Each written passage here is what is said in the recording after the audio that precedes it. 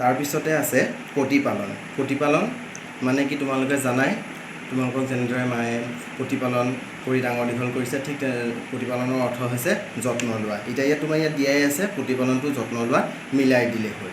দায়িত্ব, দায়িত্ব কোনো কাম তুমি কৰিবলগীয়া কৰ্তব্য, পালন কৰিবলগীয়া কৰ্তব্য ইয়াত দিয়াই আছে। প্ৰশ্ন, প্ৰশ্ন মানে হৈছে সোধা কাৰ্য। তোমাক যেনেদৰে মাষ্টৰ শিক্ষক শিক্ষয়িত্ৰীয়ে তোমাক যেনেদৰে প্ৰশ্ন সোধে, ঠিক তেনেদৰে প্ৰশ্নৰ অৰ্থ হৈছে সোধা কাৰ্য। নিমন্ত্ৰণ, নিমন্ত্ৰণ ঠিক তেনেদৰে তোমাক কোনোবা লগৰীয়াই জন্মদিনলৈ মাতিলে মতা কাৰ্যটোকে নিমন্ত্ৰণ বুলি কোৱা হয়।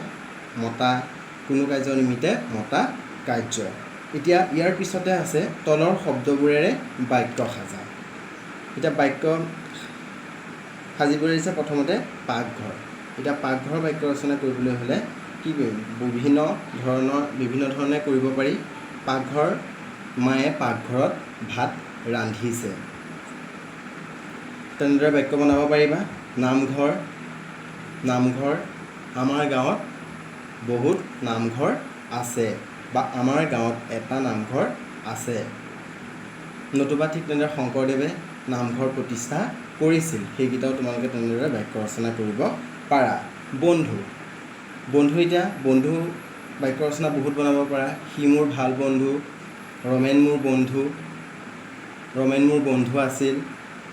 আৰু লগতে এইটো বনাব পাৰিবা, বন্ধু বান্ধৱৰ লগত মিলিজুলি থাকিব লাগে। জন্মদিন, জন্মদিনটা তোমালোকে ইয়াত পাইছাই এই দফাটোত। আজি সোমবাৰ, আজি সীমান্তৰ জন্মদিন। তোমালোকে এনেকৈ বনাব পাৰা, সোমবাৰে সীমান্তৰ জন্মদিন, বা সীমান্তৰ বাহিৰেও আন বেলেগ নাম দিও তোমালোকে বাক্য ৰচনাটো বনাব পাৰা। সোমবাৰে ৰতনৰ জন্মদিন, যিকোনো এটা নাম দি বনালেই হ'ল। নিমন্ত্ৰণ, নিমন্ত্ৰণ, সীমান্তৰ জন্মদিনলৈ মোক নিমন্ত্ৰণ কৰিছে, বা সভালৈ গাঁৱৰ সকলো মহিলাকে নিমন্ত্ৰণ কৰিছে। ইয়াৰ পিছতে আছে তলত দিয়া যুক্তাক্ষৰকেইটা ভাঙি দেখুওৱা। ইয়াত দি দিছে হস্ৰ আস্ৰ নয়ধয়ান্ধ, শইকয়াস্ক নয়দয়ান্ত নয়তয়ান্ত। এইকেইটা তোমালোকে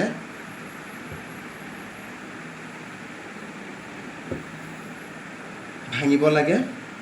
হস্ৰ আস্ৰ স যোগ চ হ'ব, তালব্য স যোগ প্ৰথম চ। নয়ধয়ান্ধ আছে ন যোগ ধ, শইকয়াস্ক আছে স যোগ ক, দন্ত স যোগ ক হ'ব শইকয়াস্ক। নয়দয়ান্তটো হৈছে দন্ত ন যোগ দ, নয়তয়ান্তটো হৈছে দন্ত ন যোগ ত। ইয়াৰ পিছতে আছে খ। তলত দিয়া যুক্তাক্ষৰকেইটাৰে তিনিটাকৈ শব্দ লিখা আৰু প্ৰতিটো শব্দৰে একোটাকৈ